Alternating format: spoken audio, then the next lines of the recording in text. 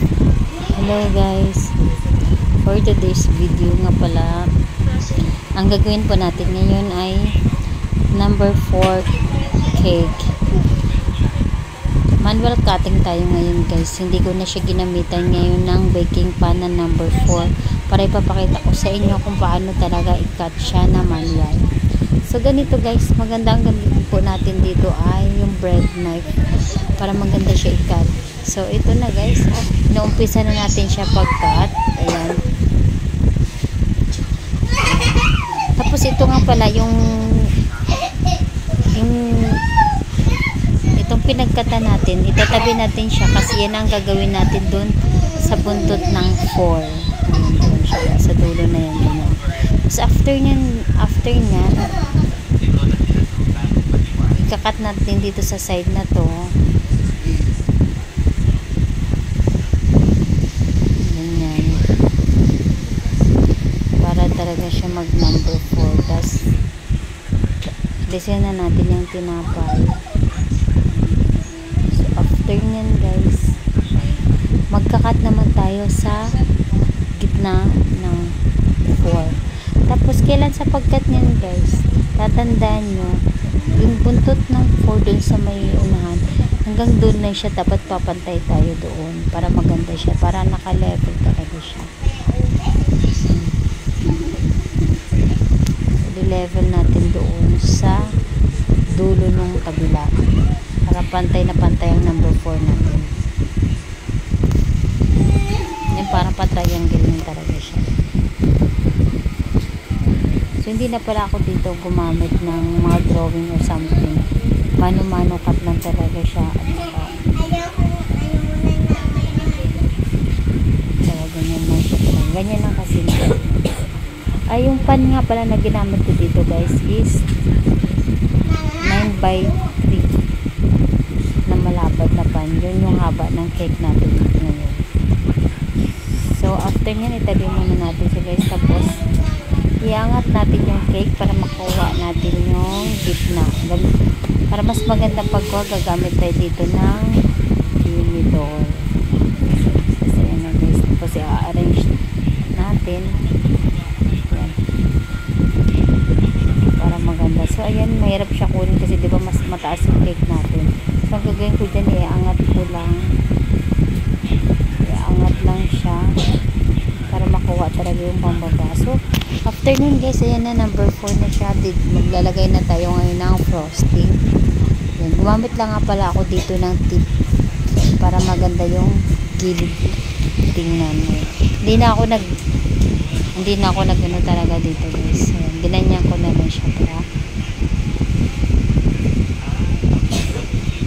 para maganda siya tingnan mamaya pagpatong natin yung pangtaas. Tapos maglalagay tayo dito ngayon ng strawberry flavor. Yung strawberry nga pala na gamit ko dito guys is DLA strawberry from Global Pacific. Global Pacific, hi. Ayan, ito siya guys. Masarap to guys. Subok ko na yung strawberry na to na ano, mas yung strawberry ng DLA ng Global Pacific is masarap. Subok ko na yan siya guys. So dandaan nila natin. Tapos ngayon guys, after nyan, papatungan natin siya ngayon ng icing sa may taas ng strawberry. Ginanyan ko lang siya guys. So ganyan lang paglagay. Tapos dandaan ko na siya. Saka ko na ipapatong yung pangalawang pang taas niya, yung isang level. Ayan. So ilagay na natin yung taas niya.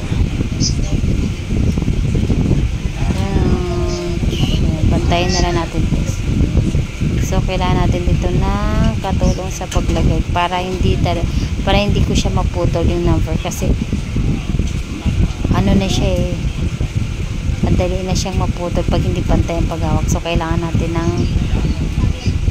help. Ayun. So after nun, yung Yung pinutol natin kanina guys, ayan, nilalagay na natin dito sa side na to. So, same procedure, gagawin natin doon sa kabila. Lagyan din natin ng icing and frosting na strawberry para ayan, para magpantay siya doon kasi mataas na siya eh.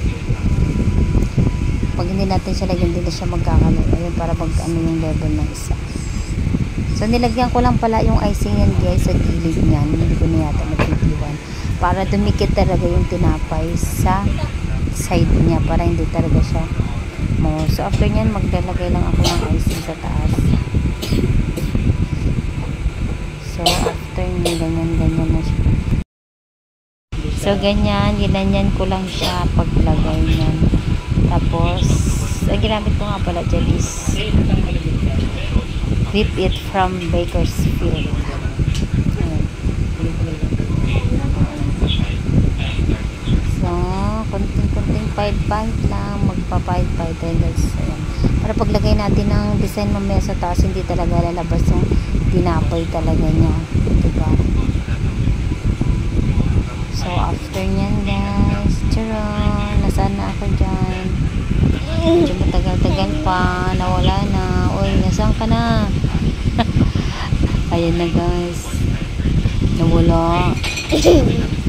Ayan, iunahin ko pala dito sa side na to para mapantay siya, kasi mamaya ma-overlap ko siya, hindi na siya mag-perform na number 4. So ayan, flower tayo dito kasi yung design natin is from Miss Kimberly po, yung lagi nag-order sa atin monthly para sa kanya pamangkin.